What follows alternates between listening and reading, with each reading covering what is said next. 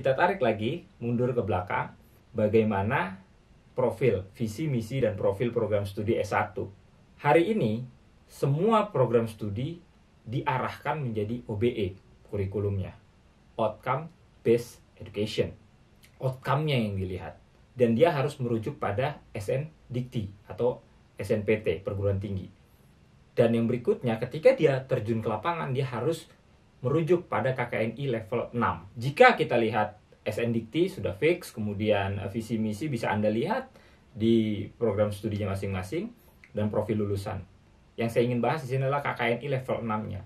Ada 4 hal yang dipersyaratkan oleh KKNI. Yang pertama adalah mampu mengaplikasikan bidang keahliannya dan memanfaatkan iptek pada bidangnya dalam menyelesaikan masalah, serta mampu beradaptasi dengan situasi yang dihadapi. Jadi ada inovasi di sini. Sedangkan kita kalau di dunia pendidikan yang namanya inovasi itu masuk pada C6. Jadi ada masalah bukan hanya bisa diselesaikan dengan formula yang sudah ada. Itu baru evaluasi, baru analisis sintesis. Itu kelasnya D3. Jadi meng-create solusinya itu berdasarkan teori yang ada. Tapi kalau S1 dia harus meng-create solusi dengan berinovasi. Yang kedua, menguasai konsep teoretis bidang pengetahuan tertentu secara umum dan konsep teoritis bagian khusus, bagian umum dan bagian khusus dalam bidang pengetahuan tersebut secara mendalam serta mampu memformulasikan penyelesaian masalah prosedural. Nah, jadi setelah dia tahu solusinya dan berinovasi, dia harus bisa menjelaskan baik secara umum keilmuannya dia maupun secara khusus prosedur yang dia harus hadapi. Jadi dia bisa menjelaskan prosedurnya bahwa itu bisa dipertanggungjawabkan solusi atau inovasi. Jadi inovasi dari solusi yang dia tawarkan, dia harus bisa mempertanggungjawabkan, memberikan reasoning, memberikan penguatan secara prosedural. Yang keempat, mampu mengambil keputusan yang tepat berdasarkan analisis informasi dan data dan mampu memberikan petunjuk dalam memilih berbagai alternatif solusi secara mandiri dan kelompok. Ini masih terkait tadi dengan inovasi yang menghasilkan solusi, tapi solusinya bukan solusi tradisional atau konvensional atau prosedural dari rumus, tapi dia bisa mampu memberikan inovasi alternatif-alternatif lain.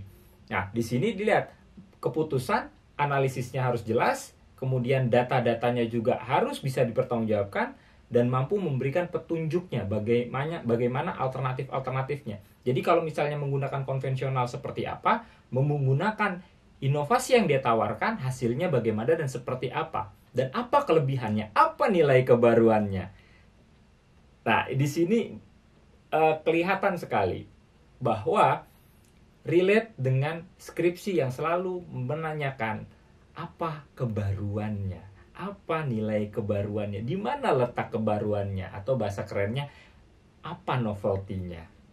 Nah, yang terakhir bertanggung jawab pada pekerjaan sendiri dan dapat diberi tanggung jawab atas pencapaian hasil kerja organisasi. Artinya dia seorang profesional.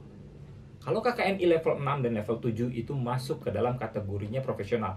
6 mungkin belum profesional murni, masih baru lulus S1, dia masih belum benar-benar profesional. Ketika dia dikeluarkan sertifikasi profesi, maka dia naik ke level 7 dan itulah profesional. Sehingga S1 itu memang menciptakan atau mencetak tenaga-tenaga profesional di bidang tersebut. Kalau kita di bidang pendidikan ya berarti profesional di bidang pendidikan. Profesional di bidang pendidikan bukan hanya guru, seperti yang saya sudah uraikan di berbagai kesempatan bahwa guru itu salah satu pendidik profesional atau bidang pendidikan yang profesional. Tapi ada lagi yang berikutnya apa? Widya Iswara, trainer, pelatih. Nah, itu salah tiganya. Salah tiga aja ya. Salah tiganya. Sehingga kita sebagai calon sarjana, apapun sarjananya, dia harus bisa memberikan alternatif solusi dan harus inovatif. Ini penting inovatif. Karena apa? Karena di inovasi itulah ada nilai kebaruan. Analogi sederhananya begini. Ketika petani ke sawah, dia pulang, bawa padi, bawa beras. Nelayan melaut, dia pulang membawa ikan. Mahasiswa atau akademisi ngajar, belajar, atau mengaplikasikan ilmunya. Hasilnya apa? Bisa dijawab? Ya, hasilnya adalah tulisan. Hasilnya tulisan, karya ilmiah. Dan ini penting sekali, sangat penting sebagai akademisi. Nah, jika ada kekurangan atau ada pendapat-pendapat lain, silahkan tulis di kolom komentar. Saya cukupkan pembahasan kali ini. Kurang lebihnya saya mohon maaf.